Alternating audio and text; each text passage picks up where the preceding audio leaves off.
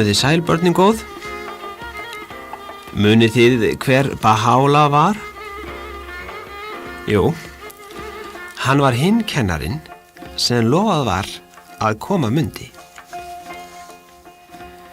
Nótt eina þegar Baha'u'llah var lítill drengur, dreymdi föður hans skrítinn draum.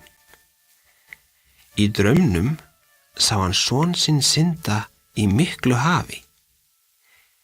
Líkami hans skein svo skert að jafnvel vatnið sem umlykti hann var uppljómað og ljós geislar stöfuðu frá höfði hans í allar áttir. Hár hans var mikið og tinnu svart. Það flaut í vatninu allt í kringum hann. Drengurinn synti rösklega í hafinu. Fjöldi fiska sveimuðu í kringum hann. Hver og einn þeirra beit í enda eins hárs á höfði hans. En hann synti áfram eins og ekkert hefði gerst og fiskarnir fylgdu með. En þeir gerðu honum ekki illt. Þeir hindruðu hann ekki að synda hvert sem hann vildi.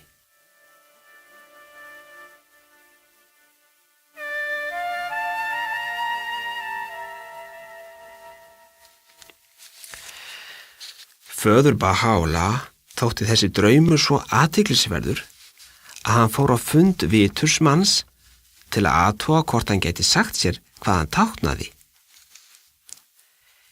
Vitri maðurinn sagði að hafið í kringum son hans táknaði heiminn. Fiskarnir væru þeir erfiðleikar sem hann myndi mæta þegar hann flytti fólkinu á jörðinni boðskap Guðs. Það myndi þrengja sér að honum á allar hliðar, en gæti samt ekki hindrað hann í að framkvæma verk sitt fyrir Guð. Faðir Baha'u'llah var bæði voldugur og ríkur. Hann bjó í stóru húsi. Í því voru glæsileg húsgögn og fallegt skraut. Hann var mjög góður og örlátur. Hann gaf heilmikið af peningum til hjálpar fátæklingum sem bjuggu í nágrenninu. Hann átti að sjálfsögðu marga vini.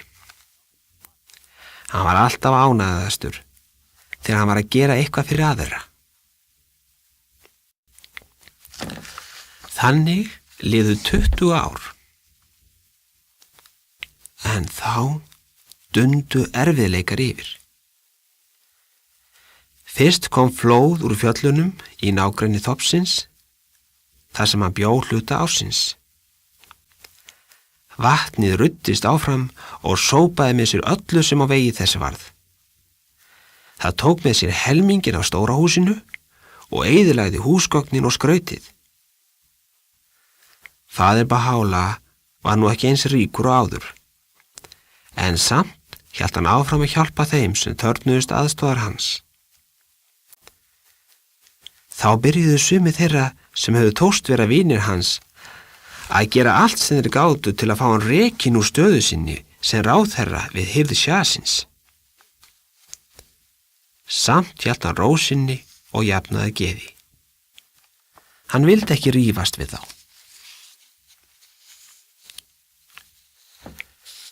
Þegar Baha'u'llah varð fullorðinn, byrjaði hann að segja fólkinu frá boðskapi Guðs. Hann sagði því ekki að hann væri guðlegur kennari. Það var ekki tímabært. Hann sagði því frá babnum og boðskapnum sem hann flutti mannkyni. Hann fór fyrst til æskustöðva sinna. Þar hópaðist fólkið að honum. Það eitt að heyra rödd hans vakti ást þess á honum. Nokkrir þeirra sem verið höfðu leiðtogar í nágrenninu báði hann að segja sér frá stórborginni, þar sem hann hafði verið. Þá langaði til að heyra eitthvað Shahinn. En Baha'u'llah hafði engan áhuga á slíku. Hann vildi tala Guð. Hann vildi segja þeim frá babnum og hinu nýja degi. Hann var alltaf reiðubúinn að fara í langt ferðalag ef hann heyrði einhvern sem vildi heyra boðskap Babsins. Nú skal ég segja ykkur nokkuð dásamlegt. Fólk sagði að jafnvel steinar og tré í kringum hann breyttust, aðeins vegna nærveru hans. Allt virtist batna. Það var eins og allt segði: sjá, hér fegurð Guðs. Seinna var einn af titlum Baha'u'lláh hin blessaða fegurð. Á þennan hátt byrjaði Baha'u'lláh að flytja fólkinu boðskap Guðs. En samt sagði hann því ekki ennþá að hann væri hinn guðlegi kennarinn sem það hafði lesið í Kóraninum. Þetta leyti var Babin að hugsa að fara í langt ferðalag til borgar sem heitir Mekka. Hann átti þó erfitt með að leggja af stað þangað, vegna þess að fólki í kringum hann hafði mikla þörf fyrir að heyra boðskap hans. En dag einn fékk hann skilaboð frá Mulla Hussein að Baha'u'lláh væri að kenna málstæðin. Þetta gladdi Babin ákaflega mikið, því að nú gat hann farið áhyggjulaus í ferðalagið. Baha'u'lláh myndi sjá að kenna fólkinu hinn fyrirheitna og hinn nýja dag.